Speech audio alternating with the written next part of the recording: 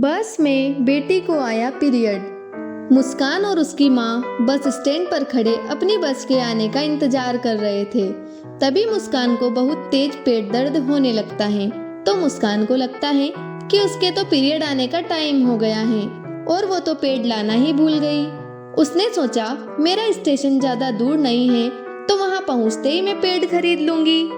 जब मुस्कान वॉशरूम जाने के लिए खड़ी होती है तो सामने की सीट पर बैठी लड़कियां उसके बारे में बात करती हैं। अरे देख, इसके पीछे क्या लगा है, इसके तो पूरे कपड़े पर दाग लग गए हैं, इसे शर्म ही नहीं है।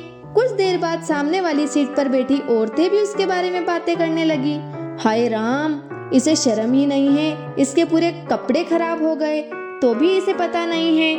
तो उन औरतों से रहा नहीं गया और वे मुस्कान के पास जाकर उसे सुनाने लगी। लेकिन मुस्कान इन सबसे अनजान थी कि उसके साथ क्या हुआ है।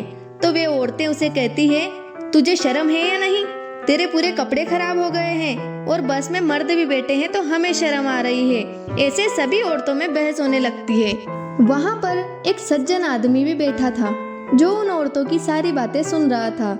तो वह सज्जन आदमी उन औरतों के पास जाकर उन औरतों से कहता है कि काकी, आप मेरी माँ की उम्र की हैं, आपको भी तो पीरियड्स आए होंगे, आप औरत होकर औरत का दुख नहीं समझेंगी तो कौन समझेगा।